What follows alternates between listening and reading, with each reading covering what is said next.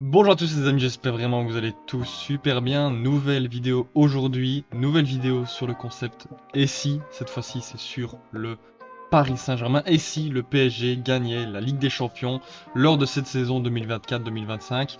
On est de retour après la petite trêve internationale fin mars. On va revenir dans voilà, le football en club, le football de la Ligue des Champions, voilà, de Première Ligue, de Ligue 1, etc. On est retour là-dessus, on fait une petite mise en bouche avec cette vidéo sur le Paris Saint-Germain totalement dédié au PSG parce il le fallait. Ça fait déjà une petite semaine et demie que j'en parlais, le temps de mettre tout en place, etc.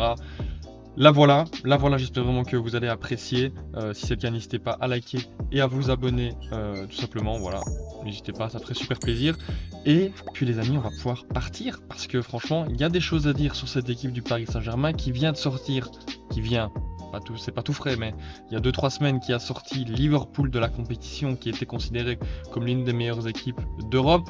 Maintenant, peut-être que la plus grosse équipe est le Barça, peut-être, à voir. Mais voilà, en tout cas, le PSG a quelque chose à jouer, ça c'est sûr et certain. Et on va voir pourquoi cette saison, ça peut être la de season for le PSG. Parce que franchement, ça risque d'être très très intéressant. Juste avant, les amis, de rentrer vraiment dans l'analyse peut-être plus statistique, tactique, euh, voir peut-être déjà l'effectif qui a beaucoup changé depuis la saison dernière déjà, mais surtout d'il y a 2 saisons. Euh, Parce qu'il y a eu beaucoup de transferts, beaucoup de départs, beaucoup d'arrivées, notamment aussi le départ de Kylian Mbappé au Real de Madrid, le départ de Garte, le départ de Colomoni, le départ d'Asensio. Bon, la plupart d'entre eux sont en prêt, mais voilà, il y a quand même pas mal de départs. Il y a plusieurs arrivées qui ont fait beaucoup de bien. Désiré Doué, Pacho, Savonov, Joao Neves, Kvaratskhelia ici lors du mercato hivernal. Mais voilà, franchement, cette équipe, elle commence vraiment à ressembler à quelque chose c'est très très cohérent, avec la plupart du temps Donnarumma dans les buts, qui a retrouvé maintenant un petit peu du poil de la bête, comme on dit, qui a sorti une double confrontation face à Liverpool. Surtout le retour, quand même plutôt intéressant, parce que l'aller, bon, il a eu qu'un seul arrêt à faire, il n'a pas, malheureusement pas réussi à l'effectuer, mais le retour, je pense qu'il s'est très très bien racheté, notamment lors de la séance de tir au but. Donc voilà, il y a Savonov aussi en doublure. Pacho qui est arrivé cet été, qui fait un très très très très bon travail, franchement très très serein, très bon en couverture, très rapide. Un parfait complément à Marquinhos qui est, bah voilà, on va pas se mentir, le patron de cette défense, le plus expérimenté, qui fait beaucoup de bien avec le brassard. Franchement, je pense que c'est le rôle qui lui est le plus approprié. Il y a Beraldo aussi en doublure, pied gauche qui est plutôt bon, qui a moins de minutes que la saison passée, mais qui est quand même très bon. Kipembe qui est de retour sur les terrains, mais qui a pas encore beaucoup engrangé de beaucoup de minutes. Nuno Mendes sur le couloir gauche qui est très très bon depuis maintenant un petit mois, surtout sa double confrontation face à Liverpool où il a quasiment mis dans sa poche Salah à 2 reprises. Lucas Hernandez aussi qui revient de blessure, qui est de retour, donc ça peut être bien aussi lors de la rotation en fin de saison, dans les petits matchs de Ligue 1, en Coupe de France, etc. Achraf Hakimi qui fait peut-être sa meilleure saison sur le plan personnel, que ce soit statistique ou même dans le jeu. Je pense que cette saison, c'est pas pour rien si le PSG est aussi dangereux. Euh, c'est aussi grâce à un grand Hakimi qui, ouais, franchement, est très très très bon sur son couloir droit, qui est un poste un peu différent. On le verra notamment sur l'analyse du but qu'ils ont marqué à Liverpool, parce que voilà, je vais pas, voilà, on va attendre plusieurs matchs pour vraiment faire une analyse approfondie d'un seul match. Par exemple, j'attends peut-être celui d'Aston Villa où forcément on va l'aborder. Mais Hakimi qui a un nouveau rôle en possession de balle, qui est vraiment une espèce de piston droit slash ailier droit, parce que ça se transforme en une espèce de défense à 3, mais je vais pas trop en dire parce qu'on verra ça juste après. Mais voilà, nouveau rôle qui lui va plutôt bien, qui lui va comme un gant, qui est très très bon en tout cas, Hakimi.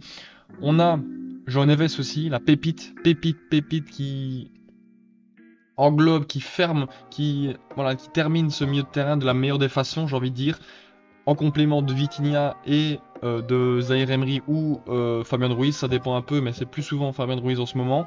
Mais João Neves, quel joueur, les amis, 20 ans, portugais, une, une qualité technique, une qualité ballon au pied, une justesse technique, un nombre de récupérations de ballon très très bon, un calme légendaire, une sérénité.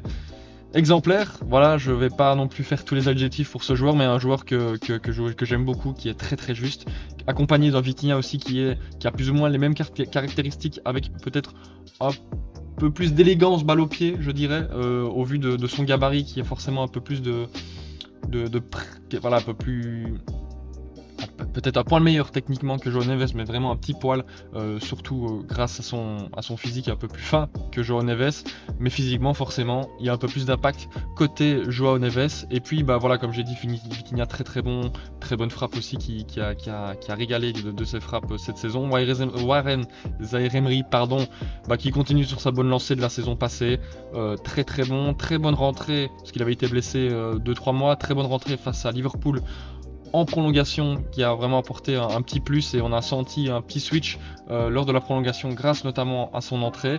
Fabian Ruiz qui est aussi dans sa continuité avec l'Espagne, un peu l'homme de l'ombre parce qu'on n'en parle pas souvent du côté du PSG, mais en tout cas il est bien aimé par son coach Luis Enrique, qu'il l'aime beaucoup, qu'il le fait beaucoup jouer. Il a sa place, il commence voilà, un peu à reprendre un peu de lumière, mais il y a un moment donné où voilà, ses performances n'étaient pas comment dire, mis en lumière par le monde médiatique, par la presse, etc.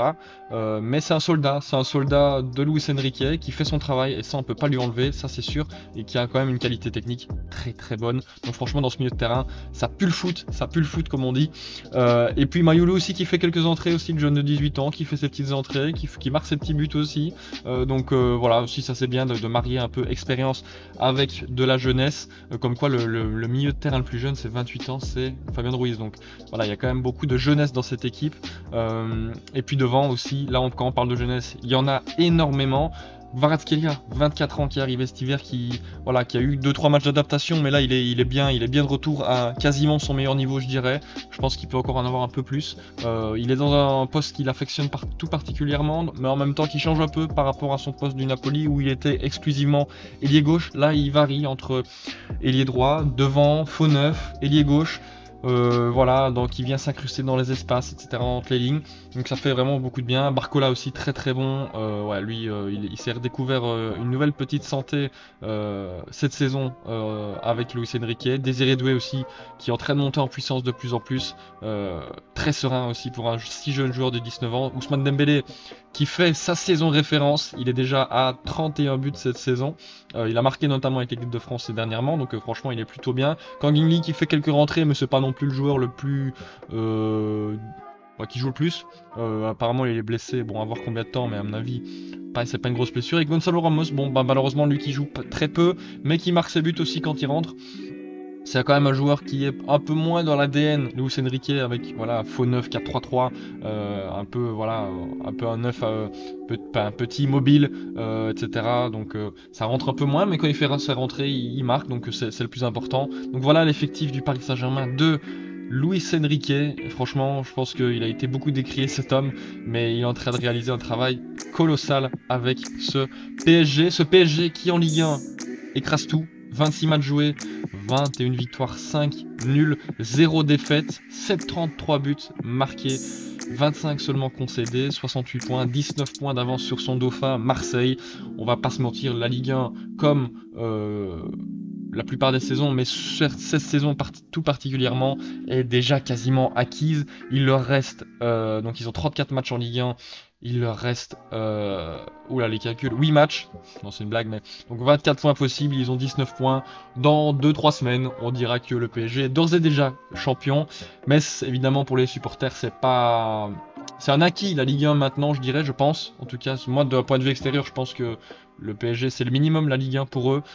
Le plus important, c'est la Ligue des Champions. Et cette année, ils sont vraiment très très bien partis. Ils sont toujours en plus aussi en Coupe de France en demi-finale face à Dunkerque. Je pense que normalement la Coupe de France, au vu des adversaires, je sais plus exactement quelle est l'autre demi-finale, mais je sais bien que ce ne sont plus des gros clubs de Ligue 1. Donc, ils peuvent réaliser le triplé cette saison. Et ils sont en bonne passe. La Ligue des Champions, ils ont eu du mal cette saison, surtout au départ. Je ne sais plus exactement où j'ai mis celle-là, peut-être 6. Voilà. Là, par exemple, en Ligue des Champions, ça avait bien commencé avec un... Bref, ça avait bien commencé. On se rappelle qu'au début de saison, c'était très compliqué. Un jeu de possession, ça n'a pas bougé, mais un manque cruel de danger, un manque cruel de créativité dans le dernier tiers, manque aussi de finition, voilà, d'être efficace, d'efficacité. Ils ont gagné leur premier match face à Gérone, mais dans la difficulté. Ils se déplaçaient ensuite à Arsenal, où là, les Gunners ont été bien plus forts. Puis le nul au Parc des Princes face au PSV Eindhoven, donc les doutes continuaient dans leur tête. Puis double défaite face à l'Atlético dans les derniers instants, et puis face au Bayern de Munich, seulement 1-0. Et puis là, on a eu un premier match, un petit déclic, 0-3 à Salzbourg, où on a vu que, par exemple, le Paris Saint-Germain pouvait marquer des buts. Et là, c'est peut-être le match, je pense, du déclic de cette saison, c'est face à Manchester City. Mené 0-2 en première mi-temps, victoire 4-2 en deuxième mi-temps. Je pense que c'est le match le plus gros déclic. Depuis lors, les buts s'enchaînent. 4-1 face à Stuttgart à l'extérieur, 0-3 face à Brest à l'extérieur, 7-0 au Parc des Princes. La petite déconvenue face à Liverpool qui finalement n'est pas aussi mauvaise que ça parce que la qualification est au bout finalement. Mais voilà, ils enchaînent les buts. Maintenant, ça va être face à Aston Villa. D'accord, c'est pas aussi bon que Liverpool, ça c'est sûr, certain. Mais attention non plus de se faire surprendre. Aston Villa, il y a un peu du mal cette saison, je dirais. Je pense pas qu'ils soient aussi bons que la saison passée ou il y a 2 saisons. Ils ont des fortes individualités, donc ça peut créer aussi quelque chose. Mais par exemple, ils ont eu quand même du mal face à Bruges lors du match aller. Les Brugeois n'étaient pas loin de gagner ce match et de mettre la pression du coup au retour. Donc, je pense que normalement ça devrait aller.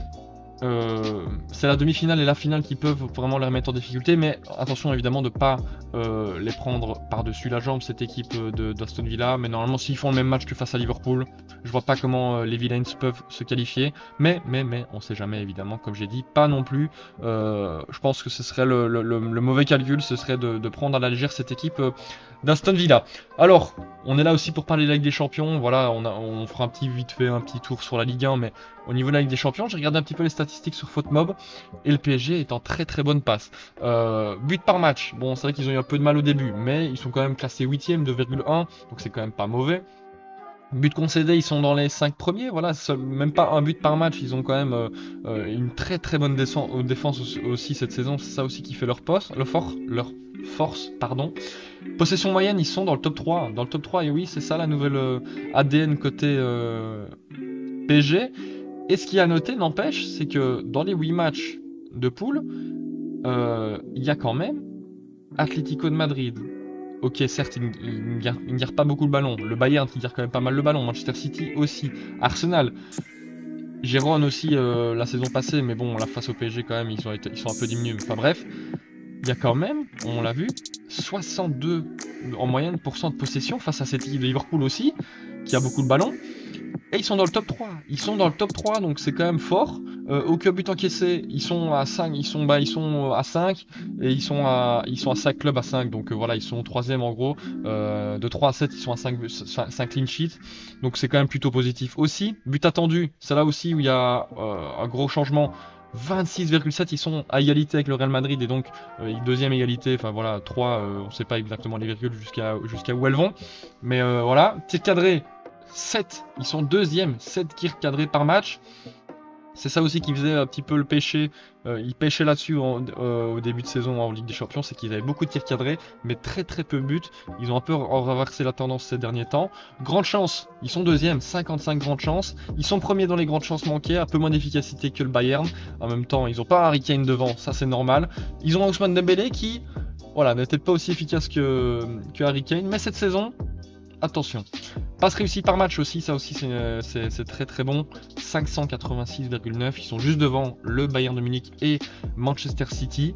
Et puis je crois que c'est tout, non, voilà, quand même une intéressante. Pas touche dans la surface adverse, ils sont 2ème devant Manchester City, derrière le Bayern. 472 touches dans la surface adverse, donc ce qui montre exactement que le PSG a franchi un cap qui non seulement touche du ballon sur la plupart du terrain, mais en plus devient dangereux et le touche dans la surface adverse. Et c'est ça aussi, je pense, qui fait une grande différence par rapport aux autres saisons, c'est que peut-être qu'ils avaient un peu plus de mal de rentrer dans le dernier tiers, dans la surface même, et d'inquiéter les gardiens potentiels. Voilà, sinon rapidement sur la Ligue 1, bah, je pense que bon, ils seront quasiment premiers partout. Peut-être juste dans voilà, aucun but encaissé, voilà, premier, possession moyenne premier, but attendu premier, tir cadré par match premier, grande chance premier, bah, forcément manqué, ça va de pair, passe réussie par match premier, enfin voilà.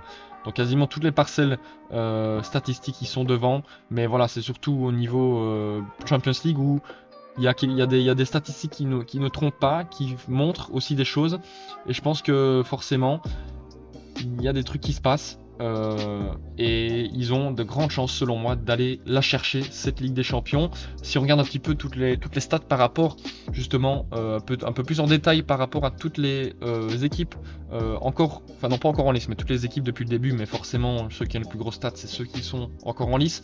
Les XG on l'a vu juste avant, ils sont juste derrière le Bayern. Voilà, selon FRF, FootMob, bon voilà, il n'y a pas exactement la pure cohérence, mais c'est quasiment pareil, 26,2 tout à l'heure c'était 26,7. C'est très très bon, on l'a vu, les buts, bon voilà, ils sont dans le top 4 il me semble, top 5, top 4, top 5. Il y a 3 équipes à 28 buts, Dortmund, Real, Bayern et Barcelone devant, qui est clairement la plus grande menace dans cette Ligue des Champions version 2024-2025. Ils sont à 24 buts, au même nombre que Arsenal, même un peu devant Atalanta, devant l'Atlético Madrid. Voilà, bref, on va pas non plus tous les faire. Mais voilà, c'est quand même très très intéressant, je trouve. Voilà, je pense qu'on a fait le tour ici au niveau des statistiques offensives. C'est quand même très très intéressant. Je sais pas s'il y a le, non, je crois pas qu'il y a pour les passes, mais bon, c'est pas très grave non plus parce que sinon ça risque peut-être de faire beaucoup. Mais voilà, c'est une équipe qui a progressé, qui a vraiment progressé, et je vais peut-être vous montrer. C'est maintenant peut-être le moment analyse du but face à Liverpool, donc au match retour. Je vais juste prendre, hop, tac. C'est parti. Donc, justement, je parlais notamment du nouveau poste d'Hakimi. Ici, on le voit très clairement. On a vraiment une espèce de défense à 3 en possession de balle avec Nuno Mendes, défenseur central gauche. Pacho en défenseur central axial et Marquinhos à droite. Et on a Hakimi beaucoup plus haut ici qui vient prendre une place beaucoup plus haute par rapport à Nuno Mendes. On voit il y a quand même 10-15 mètres de différence en termes de longueur. Et ça apporte grand chose, ça apporte beaucoup, et là n'empêche, on va le voir encore plus, on a le milieu à 3 évidemment qui a Fabian Ruiz un peu plus bas que les deux autres, João Neves et Vitinha. Pacho va décaler sur Nuno Mendes, et c'est là aussi la force d'avoir un 9 mobile, c'est qu'on peut aller le chercher. Bon là il y a particulièrement beaucoup d'espace, vous allez le voir ici sur le grand angle, il y a énormément d'espace. La passe de Nuno Mendes elle est risquée, hein, d'aller chercher Dembélé à, je dirais 40 mètres. Mais pourtant la passe va arriver, personne ne sera à la réception, personne ne sera à l'interception. On voit ici notamment l'appel de Kvaratskhelia pour libérer l'espace dans le dos. Szoboszlai est obligé de en même temps regarder le ballon et en même temps s'occuper de Vitinha qui part dans la profondeur. C'est ça aussi peut-être qui fait la différence, c'est que Szoboszlai du coup ne fait pas une course vers l'avant mais vers l'arrière. On a aussi Fabian Ruiz qui vient décrocher de ce côté-là, donc ça écarte encore une fois sur la ligne de passe. Konaté aussi du coup est obligé de se focaliser sur le côté droit et plus dans l'axe. Du coup Dembélé a quand même 2-3 mètres tranquille sur les deux décès. Donc franchement c'est très intelligent, les mouvements sont très très bien effectués. La passe elle arrive pour Dembélé, il a le temps de se retourner, de prendre le meilleur sur Gravenberch. Il décale Barcola qui n'est pas hors jeu, Barcola qui va s'avancer, qui va un petit peu temporiser justement l'appel de nouveau de Dembélé ici, juste dans le petit trou. Il va attendre, il va temporiser justement cet appel, Dembélé il fait l'appel, il va être servi, Konaté sera juste devant lui.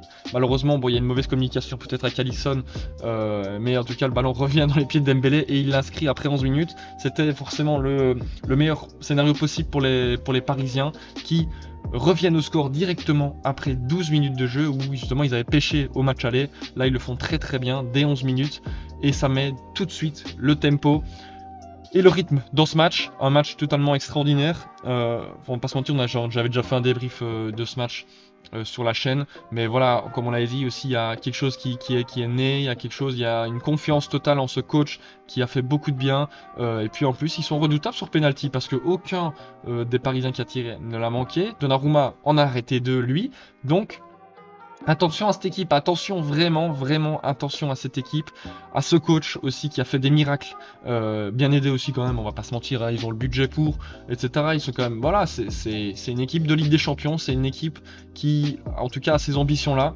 et qui le montre de plus en plus et de plus en plus concrètement, cette équipe du PSG qui, pour moi, comme je l'avais déjà dit, le gagnant de la Ligue des Champions, c'était mon petit pronostic, ma petite prédiction, le gagnant de la Ligue des Champions se trouvait dans la confrontation entre Liverpool et le PSG. Celui qui gagnait cette confrontation, pour moi, allait déjà en finale de 1 et puis gagner la Ligue des Champions cette saison. Il s'avère que c'était le PSG.